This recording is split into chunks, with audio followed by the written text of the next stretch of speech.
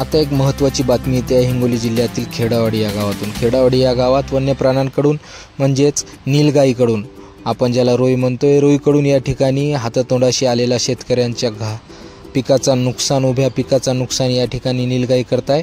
तर शेतकरी मात्र या ठिकाणी चिंताग्रस्त पाहायला मिळतोय। तर शेतकऱ्याकडून नाराजीचा सूर या ठिकाणी पाहायला मिळतोय।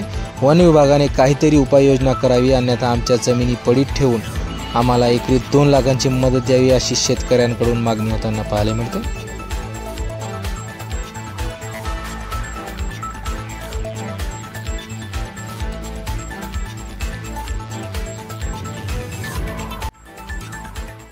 आणि शेतकऱ्यांना 2 लाख रुपये द्यावे, शेतकरी पडीत ठेवतील, असं काहीतरी करतील असा पाऊल उचला। ठोस पर्याय निवडा, नसता यांना काहीतरी बंदोबस्त करा अशी माझी एकच विनंती, कळकळीची विनंती आहे वन विभागाला। जर त्यांनी समजा एखादा रोही मारला किंवा हरिण मारलं, जसा गुन्हा दाखल होऊ शकतो, किंवा त्यांची जमीन वन विभागाची आहे थोडीफार काढली तर त्यांच्यावर काहीतरी समजा त्यांचा अतिक्रम हटवला जातो।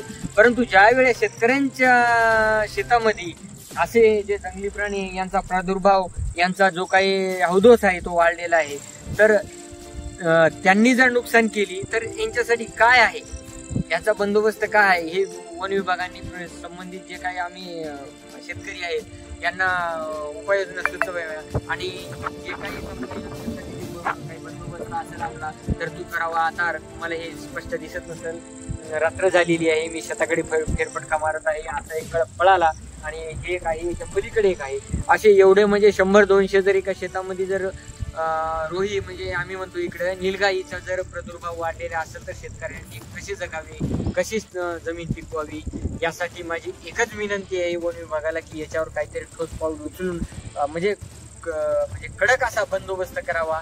जर रोहीचा बंदोबस्त होत नसेल तर शेतकऱ्यांना 2 लाख रुपये एकरी देऊन ही जमीन पडीत ठेवण्यास सांगावी। एवढा वैताग आला, समोर वर बघितलं तर निसर्ग कोपला, पेरलं, जमिनीच्या वरी सोयाबीन निघलेलं आहे, तूर निघलेली आहे, पावसाचा पत्ता नाही आहे।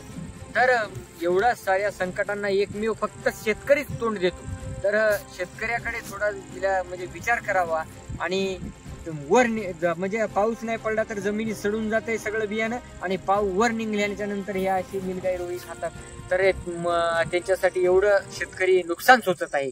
तर यावर काहीतरी उपाययोजना म्हणून या वन विभागाने याच्यावर काहीतरी कडेचोट असा बंदोबस्त करावा अशी मी सर्व शेतकऱ्याच्या वतीने विनंती करतो। प्रखर लेखनी, लेख मराठी अस्मितेचा।